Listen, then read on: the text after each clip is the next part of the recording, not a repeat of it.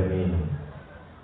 الصلاة والسلام على أشرف الأنبياء والمرسلين سيدنا ومولانا محمد وعلى آله وصحبه أجمعين.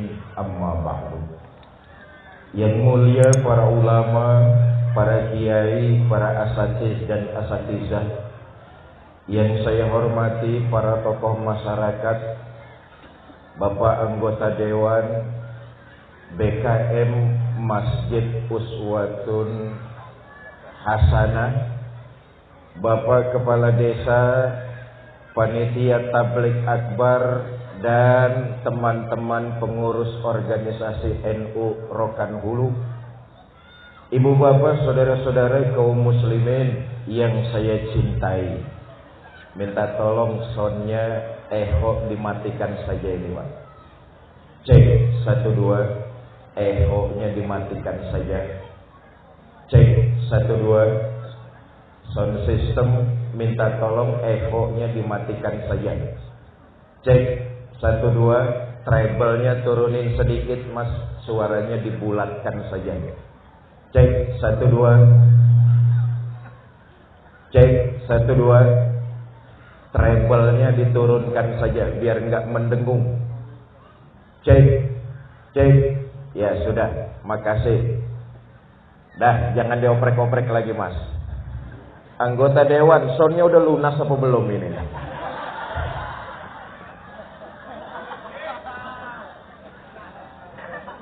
Bapak Ibu, saudara-saudara kaum muslimin yang saya cintai, salah satu syariat yang diajarkan baginda Nabi, ada hidup sesudah mati, ada akhirat sesudah dunia. Iya Bu? Iya Bu? Apaan? So tahu. Bagi kita orang beriman, hidup cuma sementara. Ini perjalanan yang harus dilalui oleh setiap manusia. Kenapa? Karena ada hidup sesudah mati, ada akhirat sesudah dunia.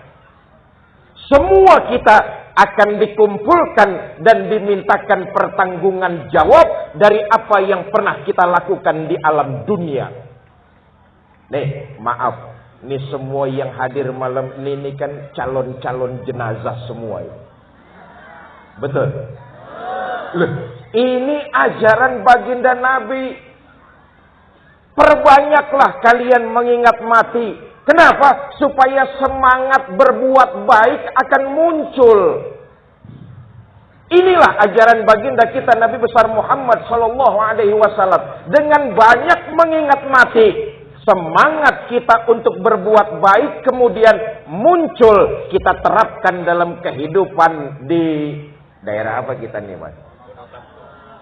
Apa? Bonotapung. Bonotapung ya. Dengan banyak mengingat mati, semangat untuk berbuat baik kita tingkatkan.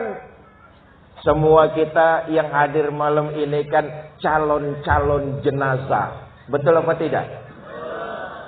Maka berbuatlah yang terbaik ketika kita hidup di alam dunia. Karena ini cuma sementara. Saya teringat sebuah kaidah mengatakan begini. Innamal mar'u ahadisun ba'dahu. Innamal mar'u ahadisun ba'dahu. Setiap orang bakal jadi cerita ketika orang itu sudah tidak ada. Kita ini bakal jadi cerita begitu kita sudah meninggalkan alam dunia. Fakun hadisan hasanan liman wa'a. Maka jadilah cerita buat orang lain, cerita yang bagus-bagus saja. Jadilah cerita yang api-api wae. Jeboboten. Jangan hidup dikenal tukang nyolongin sawit orang. Ada di sini, ada? Yang mana orangnya?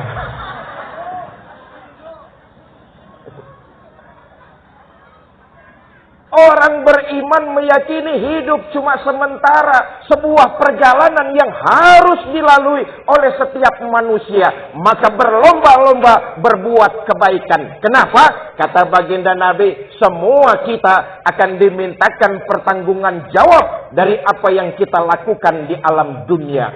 Oh, saudara, kalau bicara soal akhirat, landasannya keyakinan. Nggak ketemu bicara akhirat, landasannya pola pikir. Kalau bicara alam kubur, akhirat, hari pembangkitan, landasannya tentu keyakinan, iman. Nggak bisa bicara alam kubur, tapi landasannya akal pikiran. Nggak ketemu. Diadakan penelitian. Bagaimana manusia setelah masuk ke dalam kubur nggak bakalan ketemu jawabannya. Kenapa? Landasannya pikiran. Apa sebab orang yang udah ke kuburan nggak pernah balik lagi? Betul apa tidak? Maka landasannya adalah keyakinan. Hidup berbuat baik sesuai dengan kemampuan dan kebisaan kita. Oh, kalau bicara akhirat, bicara alam kubur, bukan cuma sekarang saja banyak orang yang nggak percaya. Dari zaman Nabi udah banyak yang nggak percaya. Pernah Nabi pidato, saudara-saudara, nanti semua kita ini di akhirat bakal dibangkitkan lagi untuk dimintakan pertanggungjawaban. Orang yang mendengar kalimat kayak begini, kalau dia beriman, makin mantap hidup berbuat kebaikan. Tapi orang-orang kafir yang dengar Nabi pidato kayak begini, sorak, girang, ngenyek. Ngenyek apa ngenyek itu? Hah? Bully. Dengar Nabi pidato macam ini, orang-orang kafir ngebully. Mana mungkin Muhammad tuh cuma halusinasi. Nabi dibilang halu.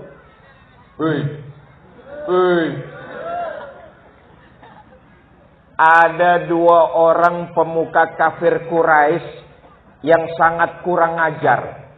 Namanya Al-As bin Wa'il dan Ubay bin Ka'ab. Ini dua orang kafir ini dengar Nabi pidato kayak begitu, buru-buru pulang ke rumah. Apa yang mereka lakukan? Ngambil pacul sama pengki. Saya nggak tahu nih bahasa sininya pengki apa pengki? Pengki ngerti ya, pengki ya? Iyalah coro Jawa lah. Al-As bin Wa'il dan Ubay bin Ka'ab buru-buru pulang ke rumah ngambil pacul sama pengki. Ngapain?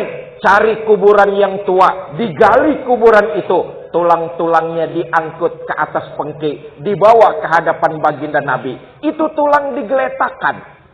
Kalau tulang ngerti tulang ya? Ngerti? Bahasa Jermannya balung.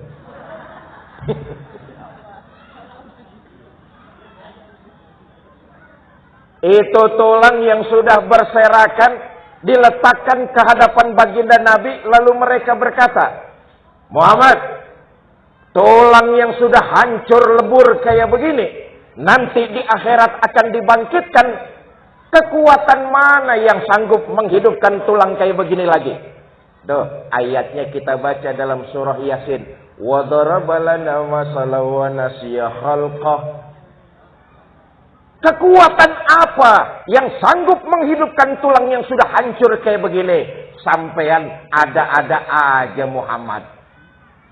Allah yang menjawab terusan dari surah Yasin. Qul, katakan kepada mereka Muhammad, aku yang menciptakan manusia, maka aku lebih gampang lagi mereproduksi ciptaan ulang aku sendiri. Bapak Ibu, saudara-saudara kaum muslimin yang saya muliakan. Karena itu saya katakan sekali lagi, orang beriman meyakini bahwa kehidupan di alam dunia cuma sementara, lalu berlomba untuk meningkatkan amal kebaikan dalam hidupnya. Tadi saya katakan, nih semua yang hadir di sini calon-calon jenazah, betul apa tidak? Ketua panitia tablik akbar bahkan mati apa tidak itu? Mati. RT bakal mati apa tidak? Mati. Kades bakal mati apa tidak? Mati. Anggota dewan bakal mati apa tidak? Tuh Pak, sebelah sana yang jawabnya kenceng Pak.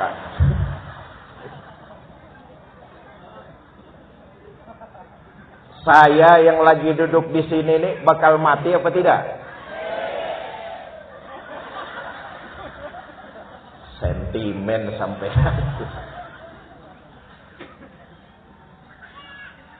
Begitulah hidup yang harus kita jalani. Maka banyak mengingat kematian, muncul semangat untuk berbuat yang terbaik sesuai dengan kemampuan kita. Apa yang kita lakukan di alam dunia, kalau dilandasi dengan niat mencari keridhaan Allah, perbuatan baik itu insya Allah bernilai ibadah dan mudah-mudahan dilipat gandakan di sisi Allah Subhanahu. Nih, saudara-saudara malam ini hadir duduk ngikutin pengajian di Uswatun Hasanah. Niatnya mencari keridhaan Allah ini diganjar sebagai sebuah ibadah dan mudah-mudahan dilipat gandakan pahalanya. Amin.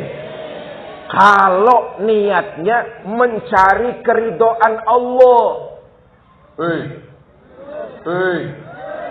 saya tanya, saudara datang ke sini ikut ngaji niatnya mencari ridho Allah apa cuma mau lihat Haji Fikri? Dua-duanya.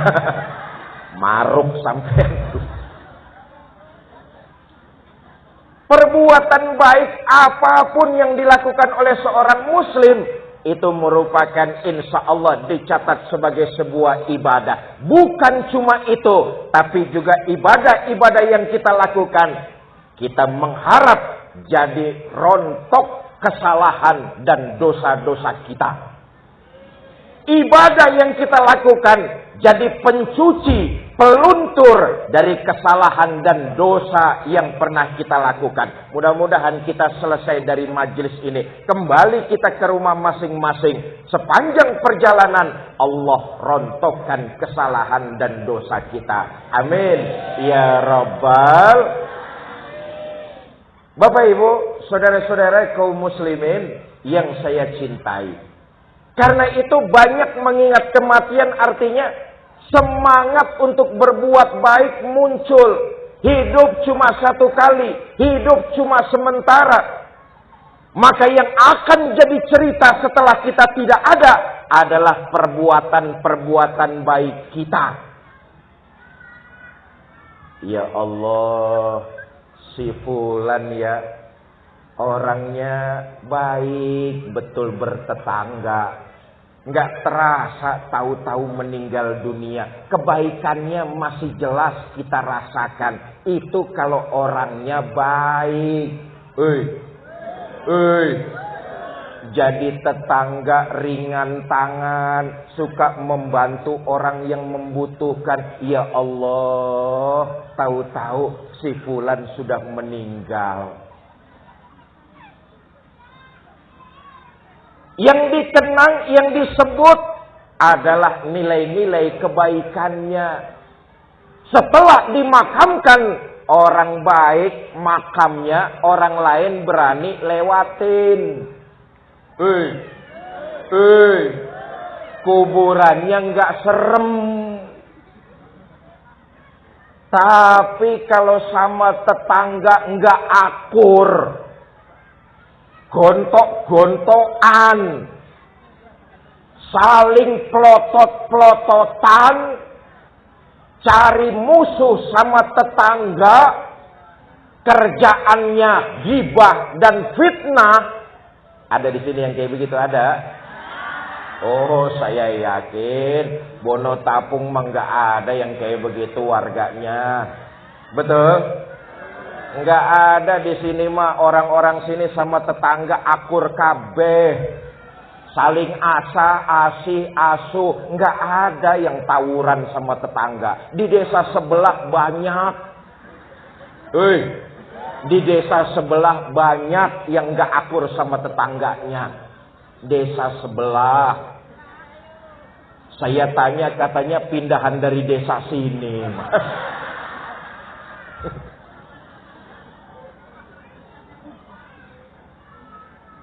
Bapak Ibu saudara-saudara kaum muslimin yang saya muliakan. Kita semua akan dibangkitkan dan dimintakan pertanggungan jawab dari apa yang pernah kita lakukan di alam dunia. Karena itu hidup cuma sekedar hanya berlomba-lomba untuk memperbanyak ibadah. Itulah tujuan kita diciptakan oleh Allah ke alam dunia. Tidak lain dan tidak bukan untuk beribadah. Begini, ibadah mahdoh, ibadah yang wajib, sholat, puasa, zakat, dan sebagainya, bukan cuma menumbuhkan kesolehan pribadi, tetapi juga harus menumbuhkan kesolehan sosial. Orang yang sholatnya rajin, hidup bermasyarakatnya makin baik. Orang yang berjamaah di masjidnya tekun, hidup bersosialisasinya makin baik. Orang yang puasanya mantap, hidup di tengah-tengah warga jadi makin baik. Ketika ibadah mahdoh dikerjakan, maka pengejawantahannya adalah bukan cuma pribadinya yang soleh, tapi juga secara kemasyarakatan ikut soleh juga. Sayang, kita ini dalam mengerjakan ibadah mahdoh hanya jadi pribadi yang soleh, tapi tidak menjadi masyarakat yang soleh. Ibadah kita terjebak hanya sekedar menggugurkan kewajiban. Sholatnya rajin, ngomongin orangnya tekun. Betul apa tidak? Sedekahnya mau, tapi korupsinya, nyolongnya lebih besar dari yang disedekahkannya. Itu artinya kita terjebak hanya sekedar soleh secara pribadi. Padahal ibadah mahdoh yang kita kerjakan harus punya dampak terhadap kehidupan kita bersosial sebagai makhluk yang bernama manusia. Bukan cuma hablum minallah, tapi hablum minannas kepada seluruh manusia, bahkan kepada seluruh makhluk hidup. Kita harus berbuat baik. Inilah pengejawantahan dari hablum minallah, dari ibadah yang kita kerjakan kepada Allah Subhanahu wa taala, harus punya dampak terhadap hablum minannas. Bapak Ibu, saudara-saudara kaum muslimin yang saya muliakan. Nah, pada kesempatan malam ini saya titip pesan saja dalam rangkaian safari dakwah. Kita meyakini bahwa hidup cuma sementara. Pertama, hidup hendaknya berlomba-lomba untuk berbuat kebaikan. Saudara, kebaikan yang kita lakukan sesungguhnya adalah buat diri kita sendiri. Kalau saudara berbuat baik kepada orang lain, zahirnya saudara membantu orang lain. Tapi hakikatnya saudara membantu diri saudara sendiri. In khairan fa khairun wa in syarran fa syarrun. Kalau kamu berbuat baik, kebaikan itu akan kembali buat dirimu. Kalau kamu berbuat jahat, kejahatan itu akan pulang menimpa dirimu sendiri. Kalau kita berbuat baik kepada orang lain, sesungguhnya kita berbuat baik buat diri kita sendiri. Bu, Bu, umpama nanti selesai pengajian saya mau pulang, ibu memberikan amplop kepada saya 10 juta. Umpama.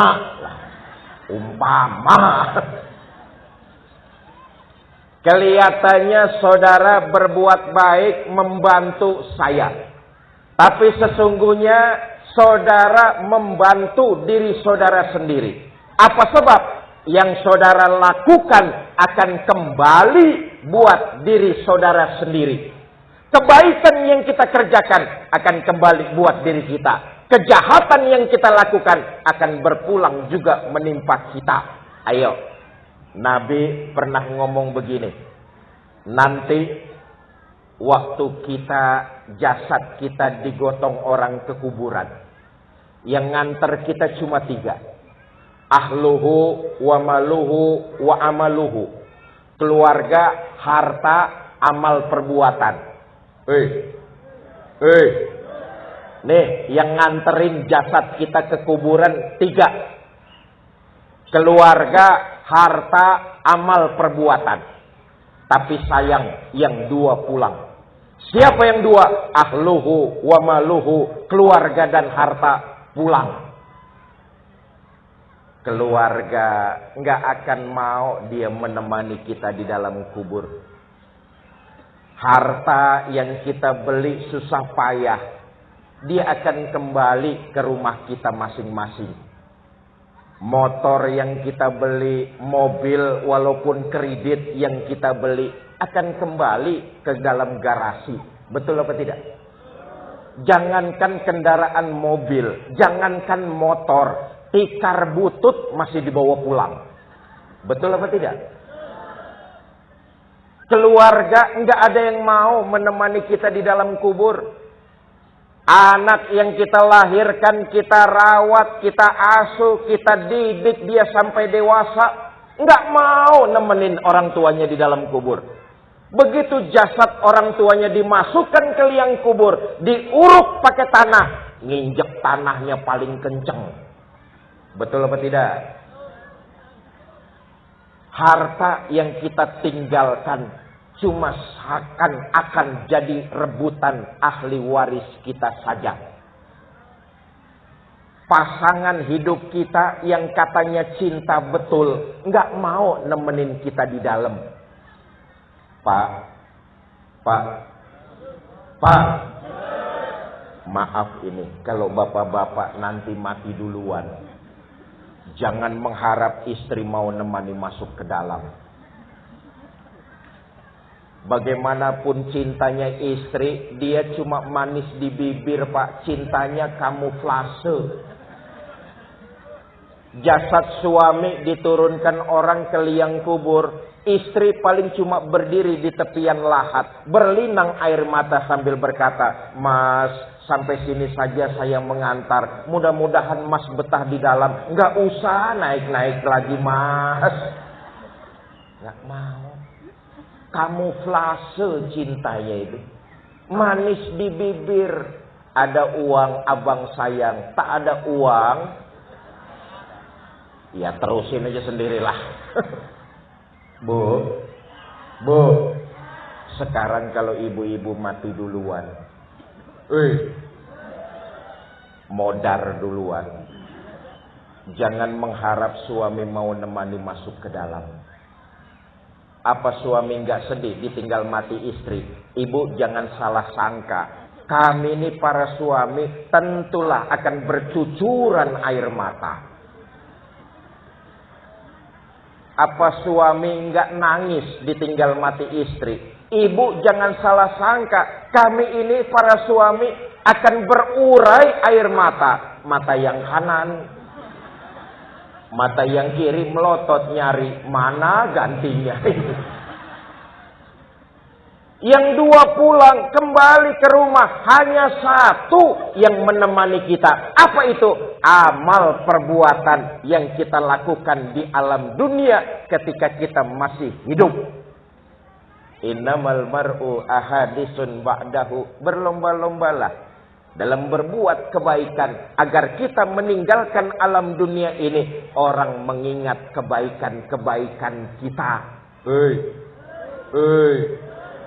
Maka pertama, banyak melakukan amal ibadah kepada Allah Subhanahu wa taala. Bulan ini kita masuk di bulan Rabiul Awal, betul apa tidak?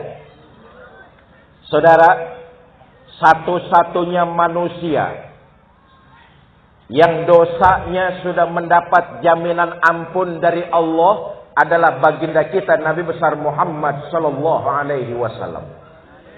Liyaghfirallahu ma taqaddama min dzambika wa ma ta'akhkhar. Muhammad, dosamu yang lalu, yang sekarang atau yang akan datang kalau memang ada, seluruhnya sudah mendapat jaminan ampun dari Allah. Dosa sudah mendapat jaminan ampun, tapi ibadah Nabi makin luar biasa. Enggak punya dosa, enggak punya salah, tapi ibadahnya makin luar biasa. Aisyah Ummul Mukminin, istri baginda Nabi, pernah menceritakan, satu malam selesai saya sholat isya, saya siap-siap mau tidur. Saya lihat suami saya, Rasulullah sallallahu alaihi wasallam. Saya lihat suami saya sedang sholat, saya pun tidur. Tengah malam saya terbangun, saya lihat suami saya masih sholat juga. Saya pun tidur lagi. Sepertiga malam yang akhir saya terbangun, saya lihat suami saya masih sholat juga. Tuh, istri Nabi tidurnya sebentar-sebentar bangun. Istri Nabi tidurnya sebentar-sebentar bangun. Istri Nabi tidurnya sebentar-sebentar. Istri bono tapung molor. Kata Sayyidah Aisyah, sepertiga malam saya terbangun, saya lihat suami saya masih sholat juga. Saya tungguin. Selesai suami saya sholat, selesai beliau tahiyat memberikan salam, saya samperin, saya tanya, "Bang, ada apa yang?" Oh, Nabi kalau sama istrinya tipe suami romantis. Nabi kalau manggil istrinya kalimatnya mesra. Ya Humaira, hai yang kemerah-merahan. Romantis. Enggak kayak kita para suami. Terlalu jujur sama istri tapi nyakitin. Kalau manggil udah tahu istrinya hitam. Buluk, sini kamu deh. Ini jujur tapi nyakitin. Ada apa yang? Kata Sayyidah Aisyah, "Bang, abang kan dosanya sudah mendapat jaminan ampun dari Allah. Terus, ya kalau sholat, kalau beribadah, jangan gitu-gitu bener. Kenapa sih bang?" Apa jawab baginda Nabi? Aisyah, afala uhibbu an akuna abdan sakuro. Kamu pikir saya nggak senang? Oleh Allah saya mendapat gelar abdan sakuro, hamba yang pandai bersyukur. Makin diampuni dosa saya, makin saya bersyukur kepada Allah. Makin diampuni dosa saya, sujud dan ibadah saya makin saya tingkatkan. Ya, kalau kita mengaku cinta kepada baginda Nabi, maka ibadahnya menebarkan nilai-nilai kebaikan harus kita ikuti sesuai dengan kemampuan kita masing-masing. Saya yakin semua yang hadir di sini pasti cinta dengan kanjeng baginda Nabi. Betul? Saya tanya, saudara-saudara cinta sama baginda Nabi? Yang jawab 30 orang. Ibu bapak cinta kepada baginda Nabi? Mau diaku sebagai umat baginda Nabi? Mau memperbanyak ibadah? Ayo, malam ini saya ingin ajak ibadah sedekah. Saudara-saudara mau bersedekah? Bawa uang. Berapa? 2.000. 2.000. Masuk kebun binatang saja tiketnya 15.000. Itu lihat monyet. Masa lihat Fikri cuma 2.000? Menghina itu namanya.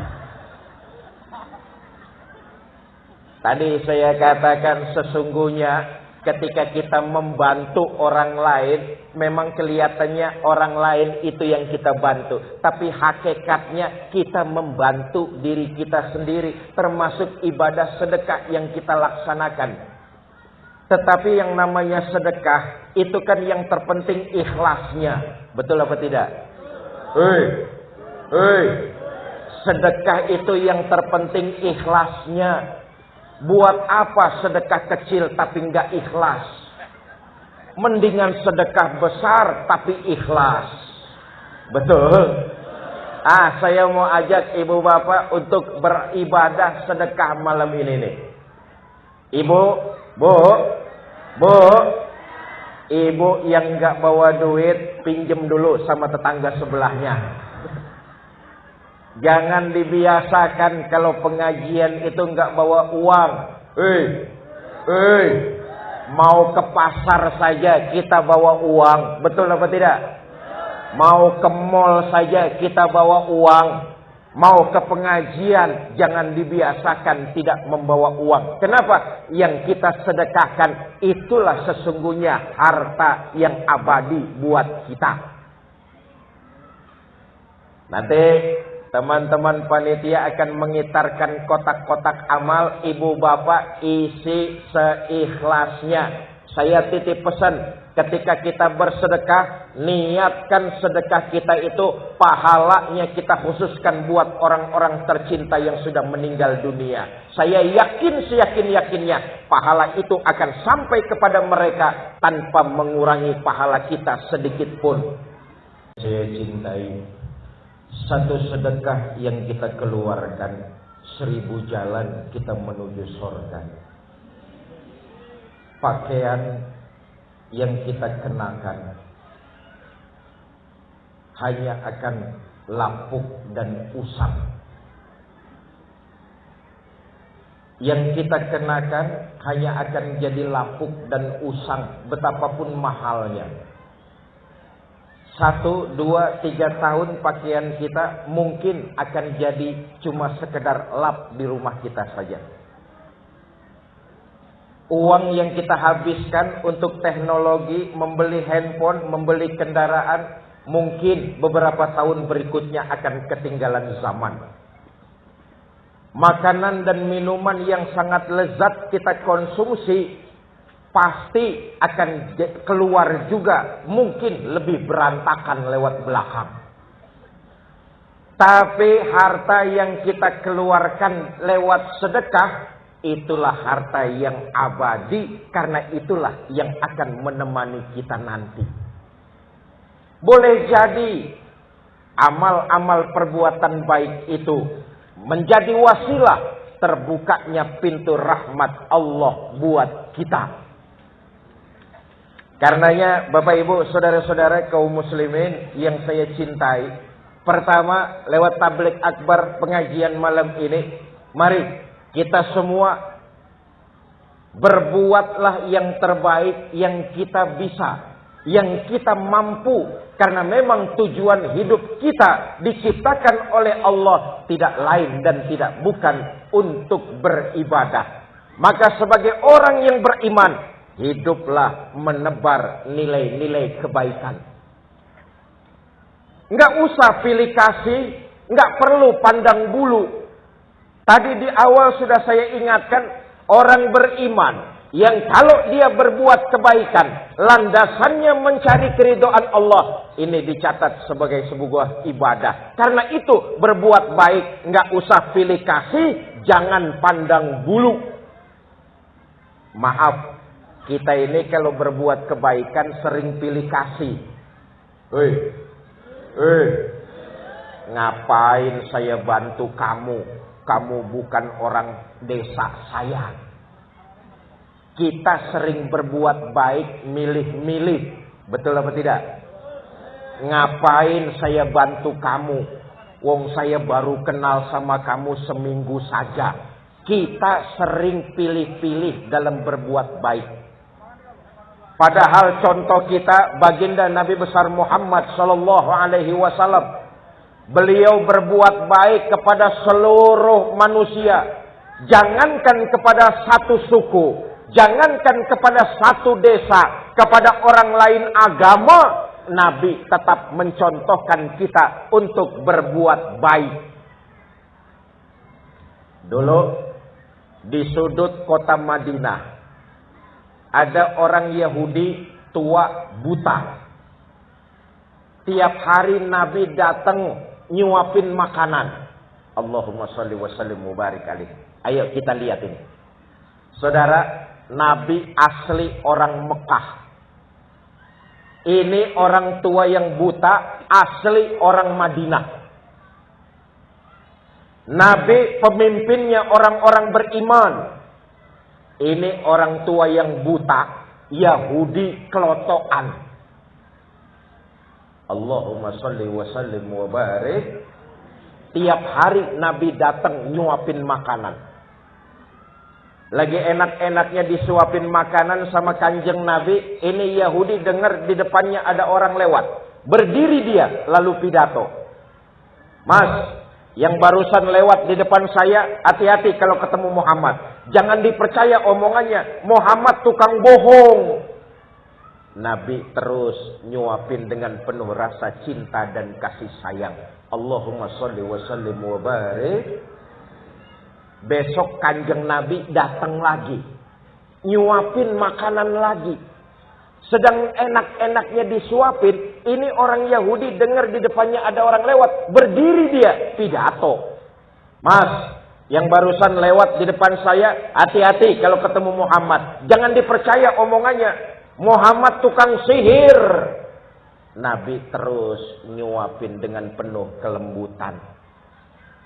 Saya tanya, orang Bono Tapung masih mau nyuapin kalau yang kita suapin caci maki kita? Hah? Terus saja suapin, tapi makanannya campurin racun sedikit tuh. Karena perbuatan baik yang kita lakukan, kalau itu dilandasi mencari keridhaan Allah, inilah amal perbuatan yang menemani kita di alam kubur nanti. Mudah-mudahan itu menjadi wasilah terbukanya pintu rahmat Allah Subhanahu. Satu, lewat tablik akbar malam ini, hidup memperbanyak ibadah, menebarkan nilai-nilai kebaikan. Sampai jam berapa pidato di sini Pak Dewan? Jam 1. Congorku keriting dah. Yang kedua, lewat tablik akbar malam ini, jamaah Masjid Uswatun Hasanah.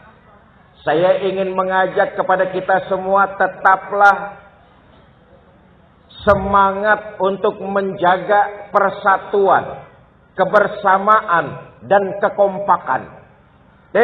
Masjid Uswatun Hasanah mengajarkan kepada kita nilai-nilai itu, menjaga kerukunan dan menjaga kekompakan. Tadi waktu sholat berjamaah Isya, saya yakin rumah saudara menghadapnya berbeda-beda. Betul apa tidak? Rumah saudara ada yang menghadap arah timur, utara, barat, selatan. Betul? Tapi ketika kita hendak melaksanakan sholat Isya berjamaah, masuk ke dalam Masjid Uswatun Hasanah, kita diajarkan nilai-nilai persatuan. Lihat, menghadap arah yang sama, membaca bacaan yang sama, mengikuti tuntunan Nabi yang sama, menyembah Allah Tuhan yang sama. Betul? Dengan sholat berjamaah, kita umat Islam diingatkan tentang nilai-nilai persatuan. Rumah kita boleh saja hadapnya berbeda-beda. Organisasi saudara boleh saja tidak sama. Partai pilihan politik saudara boleh saja berbeda. Tetapi kita, jamaah Masjid Uswatun Hasanah, ketika sholat berjamaah, diajarkan untuk menjaga nilai persatuan. Kita jelas berbeda.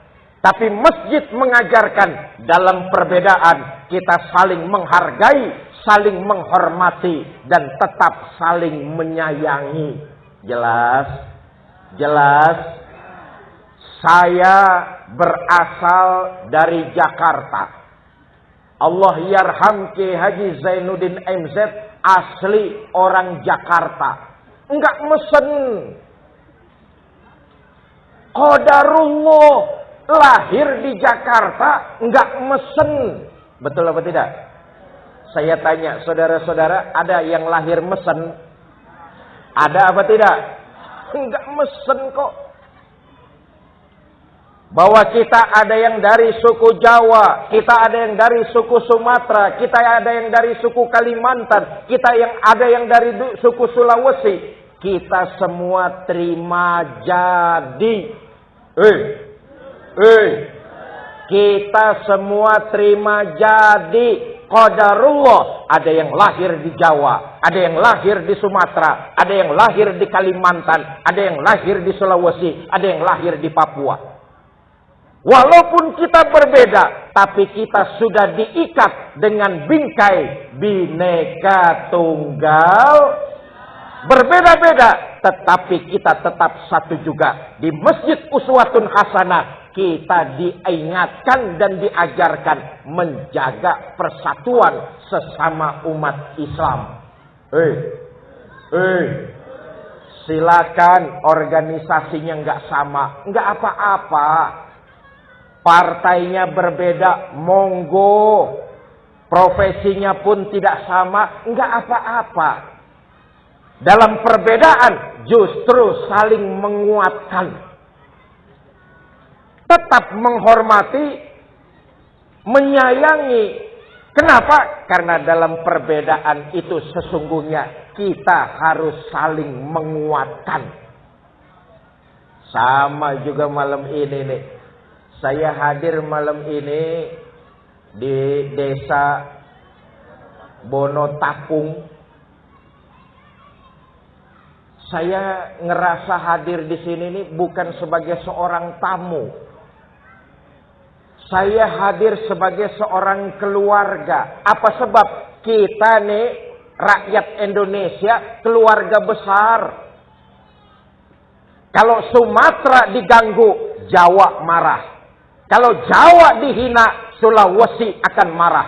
Kalau Sulawesi dihina, Kalimantan akan marah. Kalau Kalimantan dihina, Papua akan marah. Kita rakyat Indonesia keluarga besar. Betul apa tidak? Sebagai umat Islam, kita pun keluarga besar. Karena itu malam ini, saya hadir di Bonotapung sebagai seorang keluarga yang datang ke tengah-tengah keluarga besar muslimnya. Menghina saudara sama juga menghina saya. Menyakiti saudara sama juga menyakiti saya. Saya adalah saudara. Saudara adalah saya. Di hatiku ada kamu. Asik. Itulah di Masjid Uswatun Hasanah kita diajarkan menjaga persatuan dengan saling menghargai, menghormati, dan tetap saling mencintai. Jelas? Jelas? Artinya apa? Kita tetap merajut silaturahmi. Tidak mungkin kekuatan itu akan bisa terwujud tanpa landasan silaturahmi di dalamnya. Maka kalau ingin kuat, kita harus bersatu. Kalau pengen bersatu, landasannya tidak lain adalah silaturahmi untuk menjaga persatuan di antara kita. Celaka orang yang hidup di desa tapi kerjaannya jadi tukang kompor. Tukang kompor tahu, tukang toko kompor.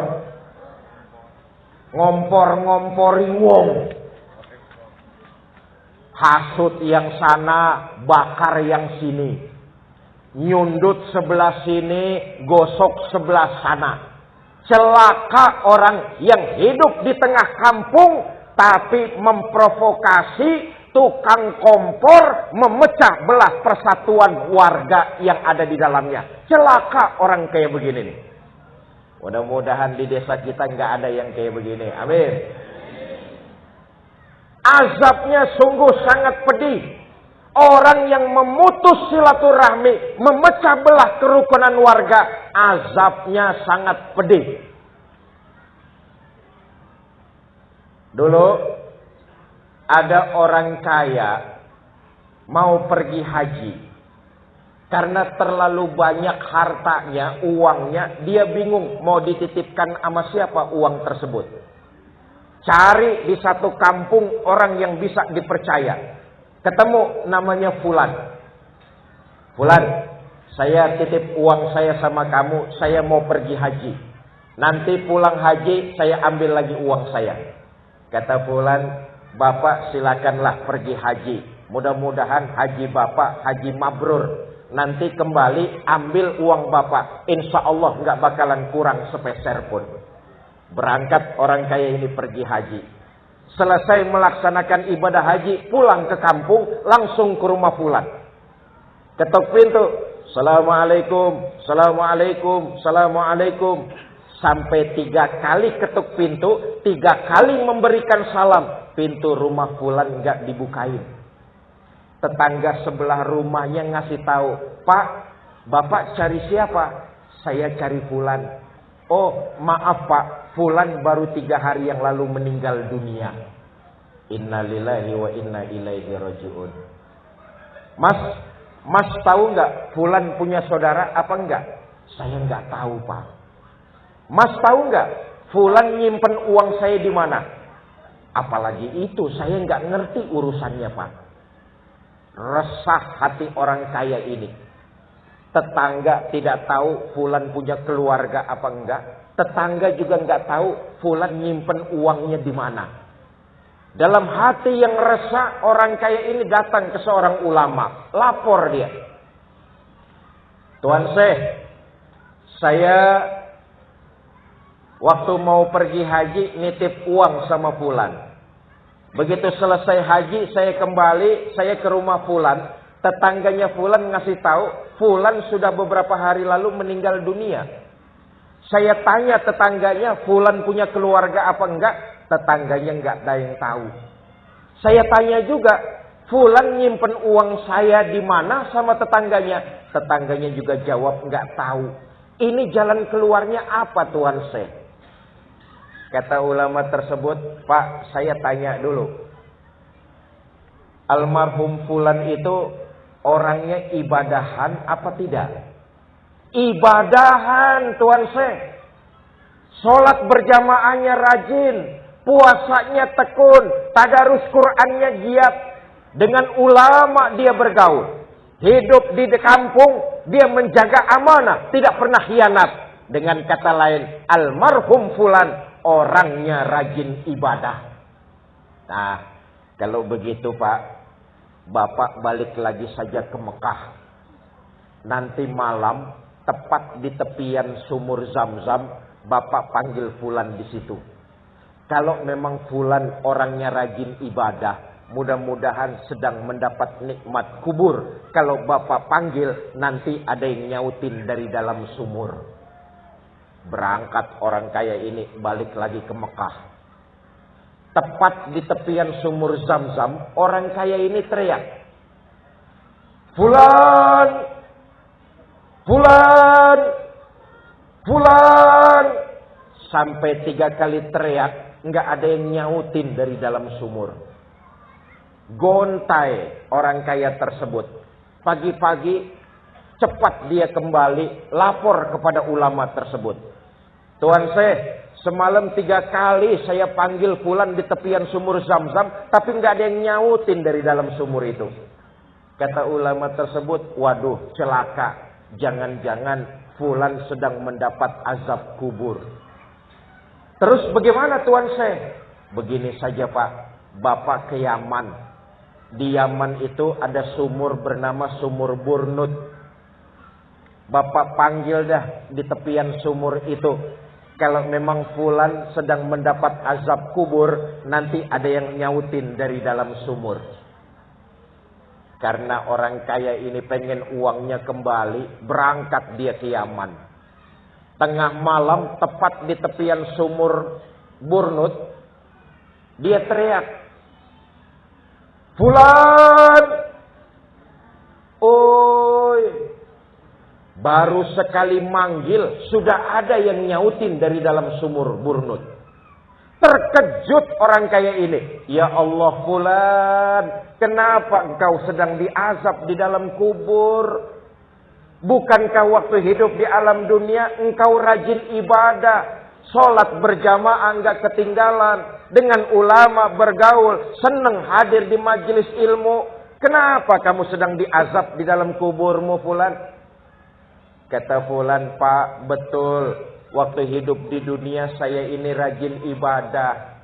Tapi ternyata masih ada satu persoalan yang belum saya selesaikan. Mumpung Bapak lagi datang ke sini, saya minta tolong Pak, temui saudara saya, sampaikan permohonan maaf dari kesalahan yang pernah saya lakukan. Tambah terkejut orang kaya ini. Loh, sampean punya saudara toh? Punya Pak. Di mana saudara sampean? Bono Tapung. Ya sudah, Sherlock aja. Ini Pak alamatnya.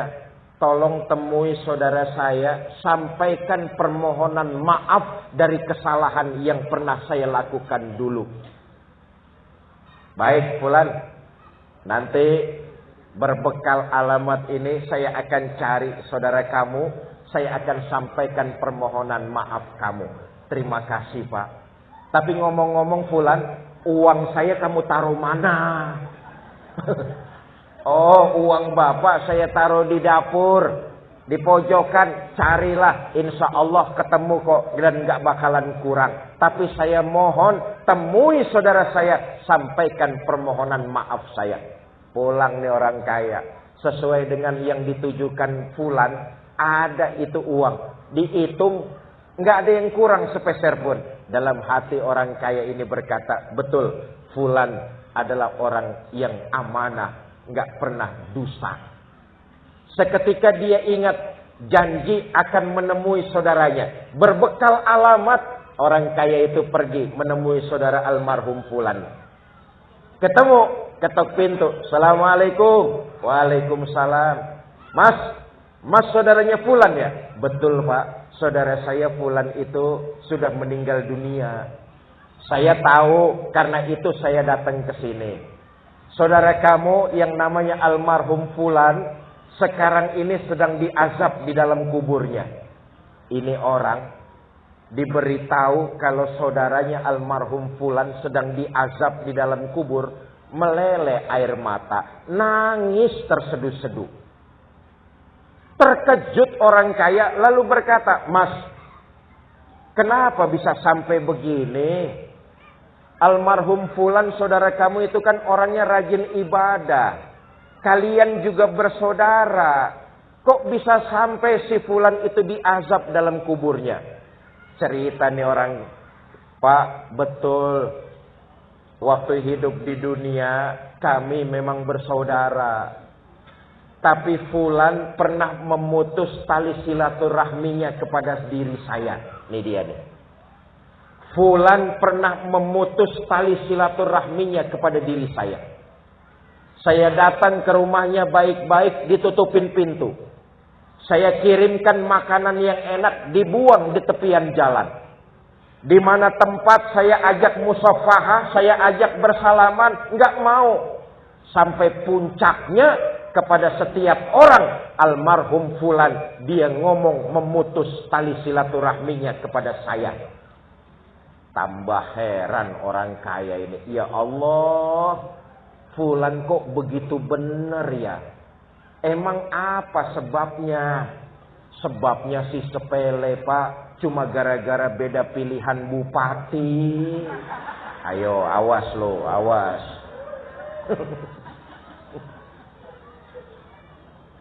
Allah dan Bapak yang jadi saksi, apa saja yang pernah dilakukan saudara saya almarhum fulan, saya maafkan. Saudara, apa yang terjadi? Beberapa hari kemudian, orang kaya ini tertidur, bermimpi ketemu dengan fulan. Raut wajahnya berseri, senyum tersungging di bibirnya sambil mengucapkan terima kasih kepada orang kaya tersebut. Inilah bukti bahwa betapa celaka karena hablum minannas, hubungannya kepada sesama manusia. Saudara, kalau kita dosa kepada Allah, mohon ampunan langsung kepada Allah. Selesai urusan. Kalau dosa kita kepada Allah, mohon ampun langsung kepada Allah. Tapi dosa kita kepada sesama manusia, Allah belum mau membukakan pintu tobat selama orang yang kita zolimi belum mau memaafkan kita. Bapak Ibu, sekali lagi saya katakan, di Masjid Uswatun Hasanah kita diajarkan dan diingatkan untuk terus menjaga nilai-nilai persatuan kita. Profesi boleh berbeda, latar belakang boleh bermacam-macam, pilihan partai juga boleh tidak sama, bahkan organisasi pun tidak sama. Tapi kita harus saling menghormati, harus saling menghargai, dan tetap saling mencintai. Dengan tetap saling mencintai, dengan tetap saling menyayangi, kita tumbuh menjadi keluarga muslim yang dihormati dan disegani oleh orang lain. Sudah jam 8 lewat 2 jam setengah ini. Nah, terakhir Bapak Ibu, saudara-saudara, kehadiran saya malam ini tentu tidak ujug-ujug. Diprakarsai oleh BKM Masjid, tokoh masyarakat, dan Yayasan Kita Peduli Berbagi dalam rangkaian safari dakwah saya hari ketiga di Rokan Hulu. Dari 5 hari sampai insya Allah hari Senin. Hari Selasanya saya harus kembali ke Jakarta. Sampai hari Senin nanti rangkaian safari dakwah 5 hari. Ini berkat kerjasama tokoh masyarakat, DKM Masjid, dan Yayasan Kita Peduli Berbagi. Yayasan Kita Peduli Berbagi ini berdomisili di Kota Pekanbaru. Yayasan ini bergerak pada misi keagamaan dan kemanusiaan. Di antara misinya safari dakwah macam ini.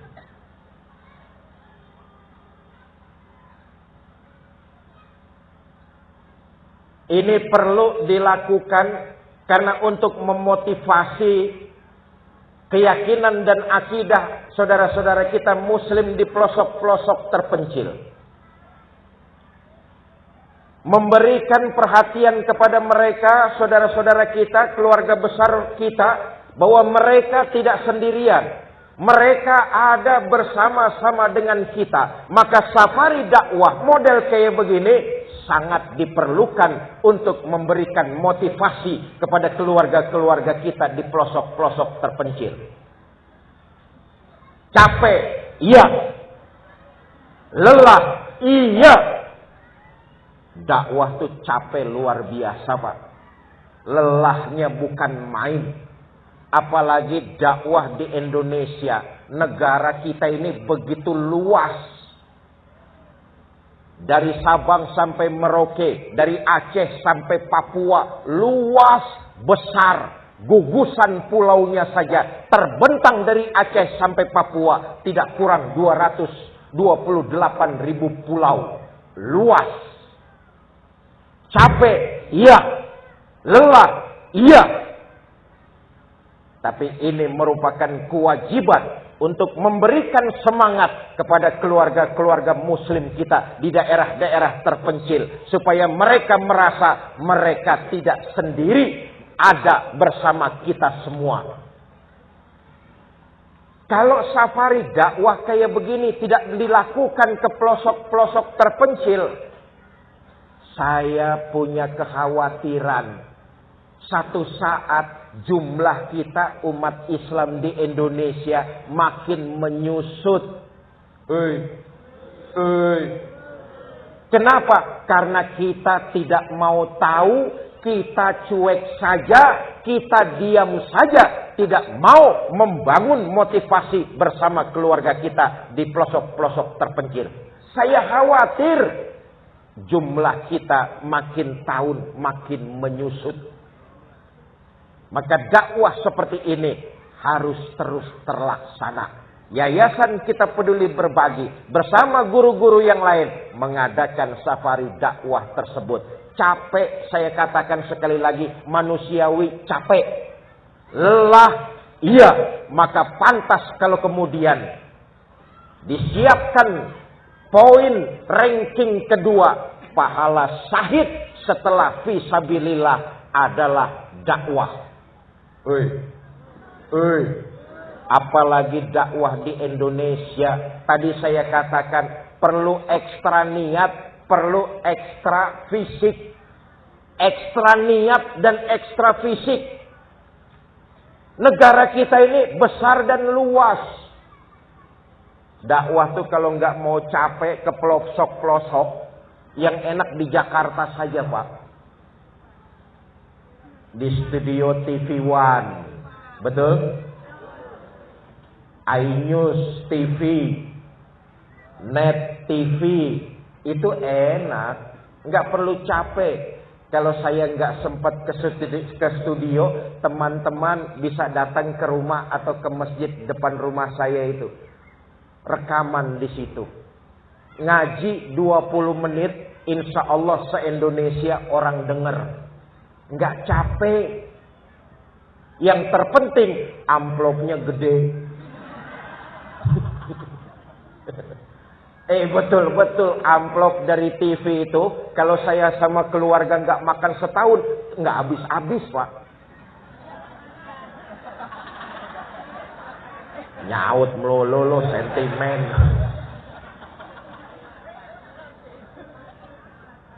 Karena ini tanggung jawab kita bersama kok. Memberikan semangat kepada keluarga kita yang jauh di pelosok-pelosok terpencil. Ya Allah, dakwah ini mengantarkan saya ke pelosok Nusantara, Pak.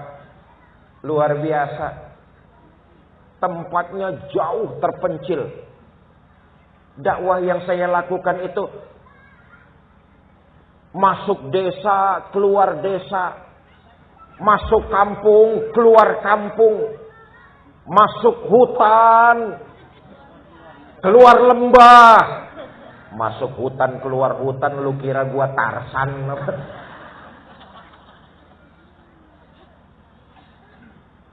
Tapi karena memang suatu kewajiban, saya merasa beban moral.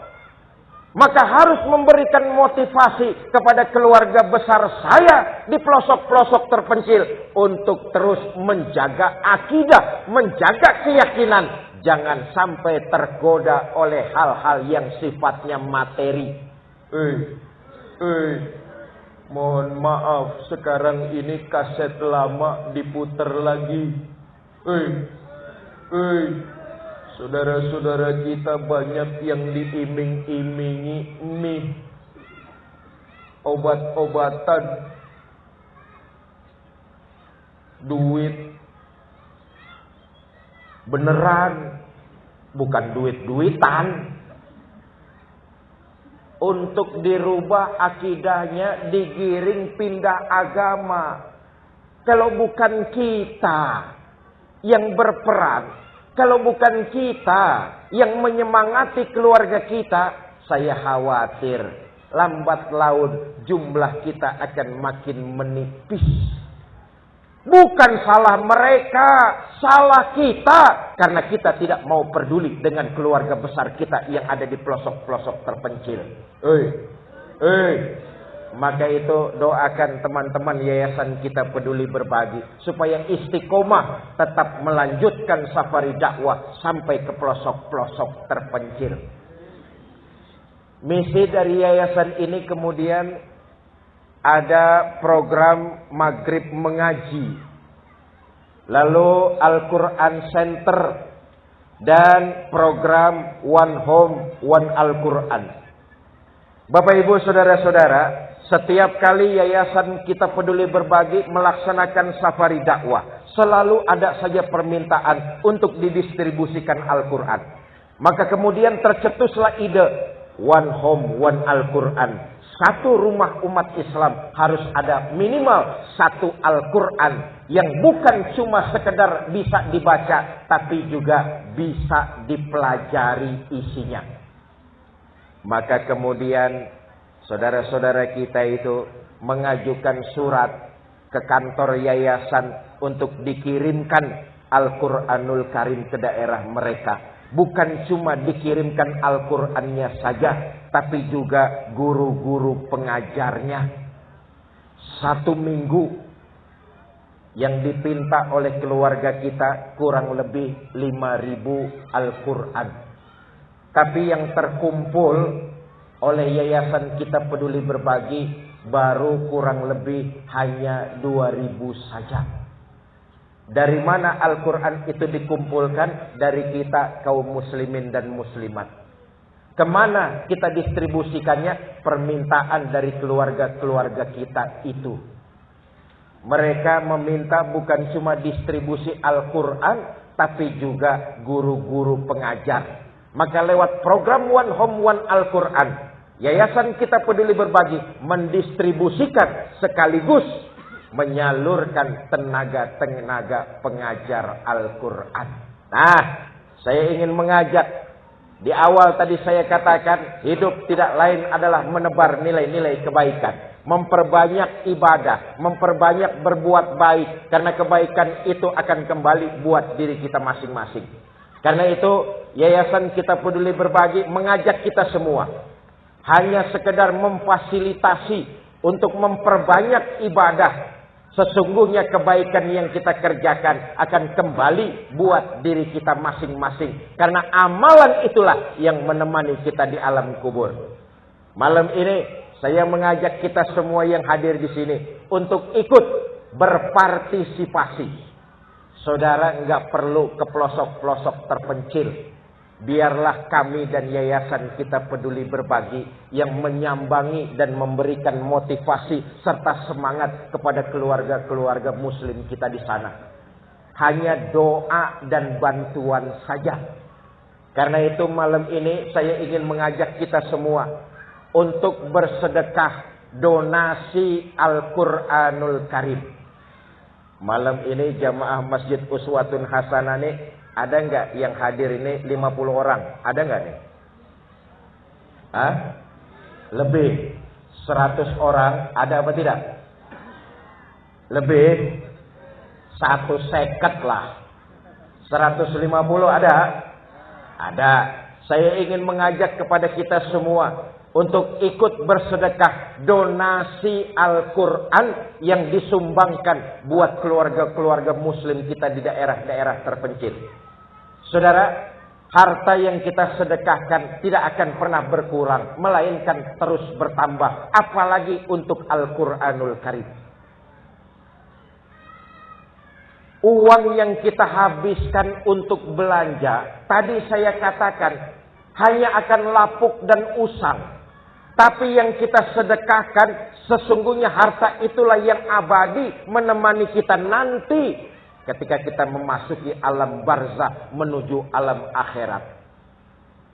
Janganlah ragu dan merasa malu kalau dalam bersedekah sedikit jumlahnya. Saudara, jangan merasa malu dan ragu kalau bersedekah sedikit jumlahnya. 1 orang sebanyak 150 orang yang hadir malam ini. Ustadz, saya pengen ikut satu saja Ustadz. Tapi saya malu. Jangan ngerasa malu dalam bersedekah. Kenapa? Ada nilai kebaikan di dalam sedekah itu. Dikaruniakan kita keturunan yang soleh dan solehah. Dan yang terpenting, seluruh kita yang hadir malam ini diwafatkan dalam kondisi husnul khatimah. Al-Fatihah.